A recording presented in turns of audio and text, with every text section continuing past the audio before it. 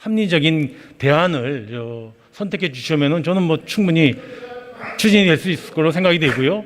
정부가 이미 18년 10월 달에 벌써 2년 반 전에 국회에다가 제시를 해드렸는데 사실 그동안에 논의가 안 된 거에 대해서도 저는 좀 안타깝습니다. 지금 시기가 굉장히 지금 정부의 할 역할을 지금 국회에다가 또 밀었다 이 얘기죠. 좋습니다. 2018년도 이후에 국민연금 개혁에 대한 정부 의지가 보이지가 않아요. 그 이후에 사실상 이건 방치하고 있는 겁니다. 예?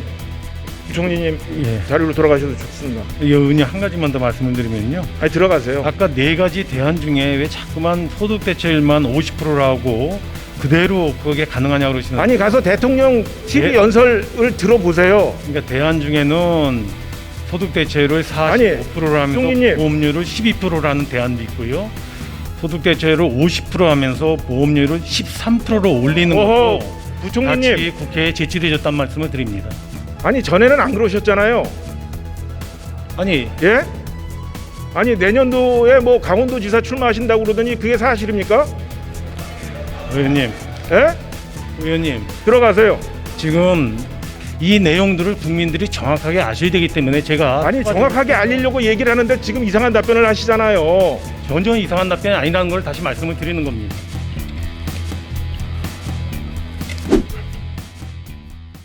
제3차 본회의를 개의하겠습니다. 홍남기 부총리님 발언대로 나와주시기 바랍니다. 부총리님, 우리 국민연금이요 이대로 가다가는 고갈되겠죠? 예. 알고 계시리라 믿습니다. 고갈 시기가 정확히 언제쯤으로 전망하고 계세요? 일단 정부가 지난 2018년 12월에 추계한 대로는 2057년으로 전망하고 있습니다. 그렇죠. 그게 2차, 3차 때는 2060년, 네. 4차 때는 57년. 네. 근데 국회 예산정책처가 한 분석에 의하면 2054년으로 네. 보고 있어요. 그러니까 지금 이게 시기가 60년, 57년, 54년 기금 고갈 시기가 점점 앞당겨 지고 있습니다. 최근 더 심각해진 저출산, 고령화, 네.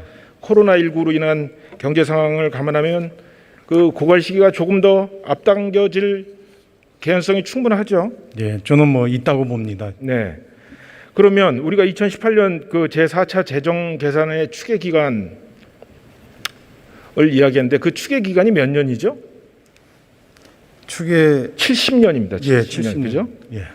자, 보건복지부가 저희 의원실에 제출한 자료를 그래프로 한번 그려봤습니다. 이것이요 재정전망 최종 연도인 2088년이에요. 2088년 국민연금의 누적 적자액이 총 얼마인 줄 아십니까?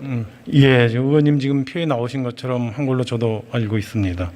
지금 이건 개별 연도의 그래프고요. 이것을 누적한 것을 총 합치면 저는 이 숫자가 저한테는 실감이 안 오는데 1경 7천조 정도 됩니다.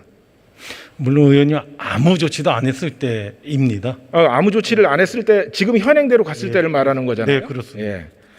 그렇죠. 아무 조치를 안 하고 현행대로 가면 100년 뒤에는 뭐 나라가 거의 엉망이 되겠죠. 그죠? 그런데 이 70년 뒤 누적 적자액을 1경 7천조라는 사실을 정부가 이렇게 구체적으로 얘기한 적이 단 한 번도 없어요. 그죠?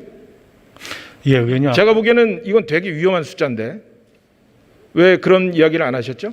의원님 아까 말씀드린 대로 저거는 국민연금에 대해서 이제까지도 몇 차례 개혁안이 있었고요. 현실에 맞게끔 되게 제도 개선과 개혁이 있어왔기 때문에 사실 70년 동안 아무 조치도 안 하고 있다는 현행대로 갔을 네, 갔을 현행대로 때, 그죠? 가면서 아무것도 안 하고 그죠? 그거는 제가 네. 보기 현실적이지가 않아서요. 그렇죠. 네네. 현실적이지 않은 겁니다. 2017년도 대선 당시에 보험료를 인상하지 않고 소득 대체율을 50%로 올리는 방안을 문재인 대통령께서 공약을 하셨어요. 이건 아무 조치를 안 하는 게 아니라 더 빨리 고갈되라고 정책을 펼치는 겁니다. 그렇지 않습니까? 대신 보험료율도 올리는 걸로 같이 아니 대통령께서 공약은 보험료 인상 없이 말이 안 되는 공약이었잖아요. 근데 지금 정부에서 이것에 대한 대안이라고 내놓은 게 2018년도에 내놓은 대안입니다. 그죠? 네네. 사지선다형이에요. 네.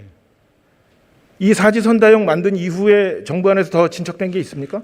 의원님 저 정부가 이 네 가지 대안을 만드냐고 무지나 애를 쓰면서 다양한 의견을 쓰면서 제시를 한 것이고요. 네. 지금은 어떻게 보면 공이 국회에 가 있지 않는가 싶습니다. 그런 말씀을 하실 줄 알았어요. 논의를 좀 진전을 시켜주시고. 그 네 가지 아니라는 게요. 네 가지 아니라는 게 제일 적극적인 안이 현행 유지안입니다.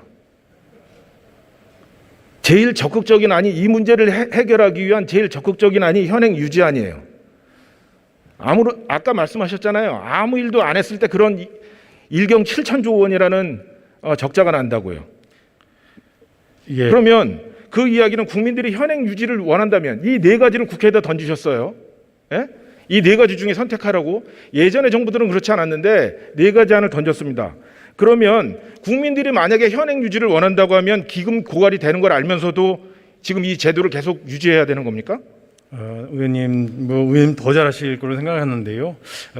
네 가지 안 중에 이제 첫 번째로 현행 유지하는 논거는 다른 대안하고의 어떤 비교성을 위해서 하나의 기본 토대안으로 제시를 한 것이고요. 나머지 세 개 안이 대체율이라든가 보험료율을 다 변동시키는 아니기 때문에 저는 거기서 충분히 선택이 가능할 거라고 생각이 됩니다. 여러 조합으로. 부총리님 그렇게 말씀하시니까 제가 더 이상 드릴 말이 없는데 1경 7천조 원의 빚더미를 떠안는데 국민들이 알아서 선택을 해라. 아니요. 이 정부의 인식이 저는 너무 한가한 거라고 생각을 하는데 제 얘기를 들어보세요. 상황이 이런데 문재인 대통령은 2018년도에 국민연금의 국가 지급보장 명문화를 검토를 지시를 했어요. 지금 이게 현재 21대 국회에도 개정안이 발의된 상태고요. 그러면 미래 세대 국민연금을 차질 없이 나눠줄 방안이 있으세요?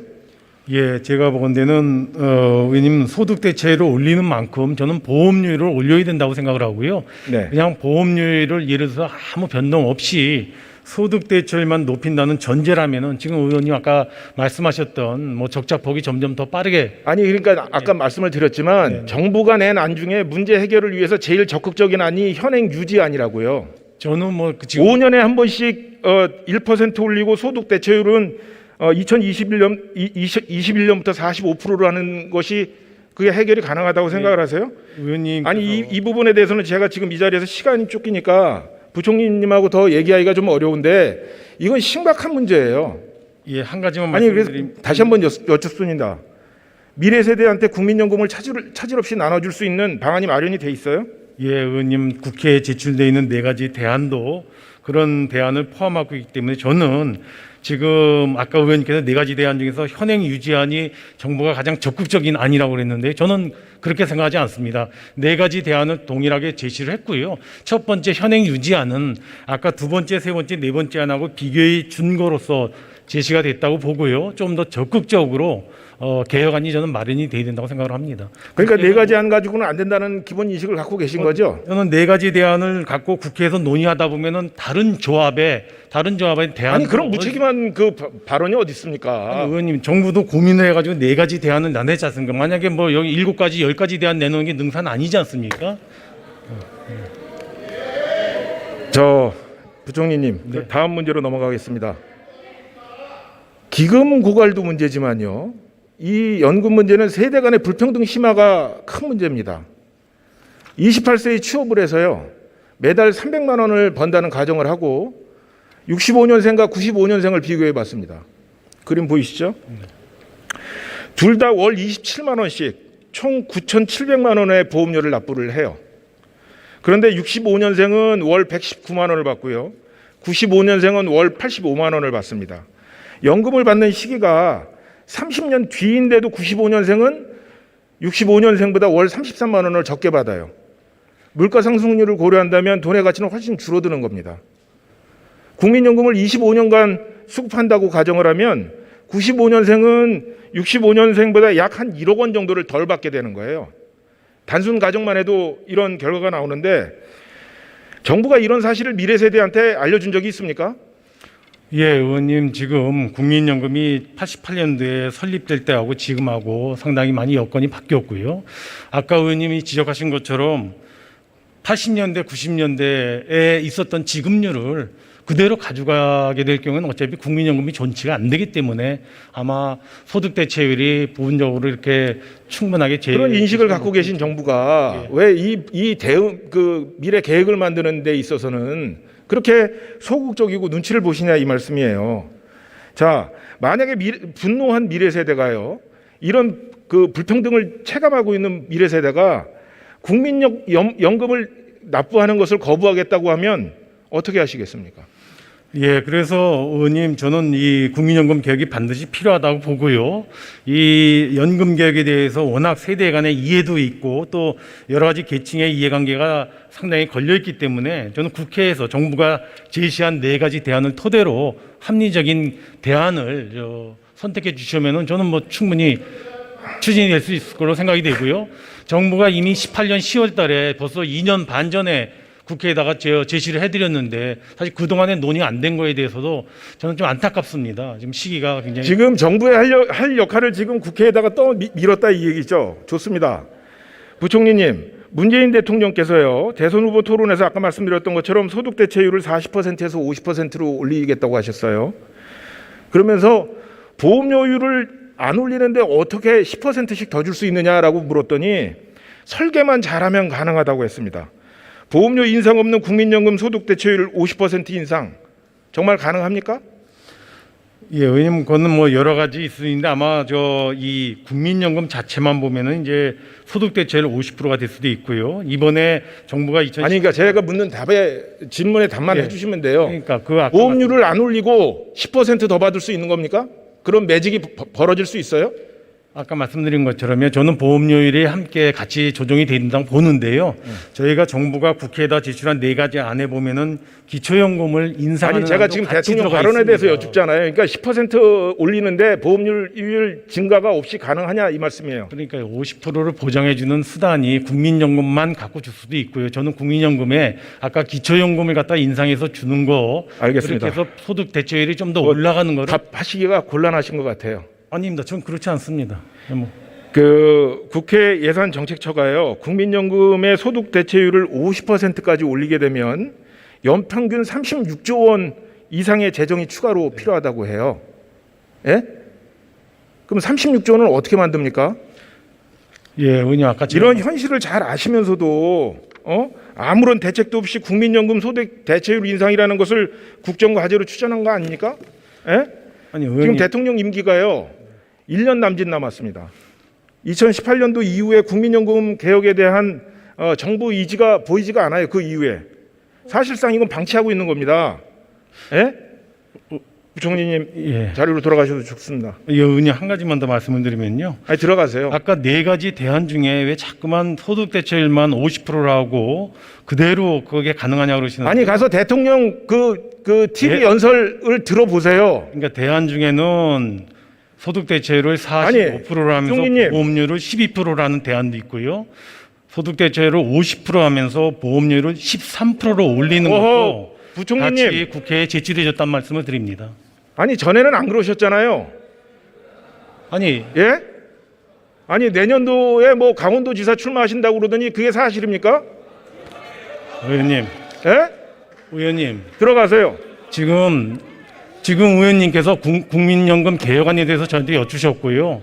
저는 답변을 드리면서 또 이 내용들을 국민들이 정확하게 아셔야 되기 때문에 제가 아니 정확하게 알리려고 얘기를 하는데 지금 이상한 답변을 하시잖아요. 전혀 이상한 답변이 아니라는 걸 다시 말씀을 드리는 겁니다.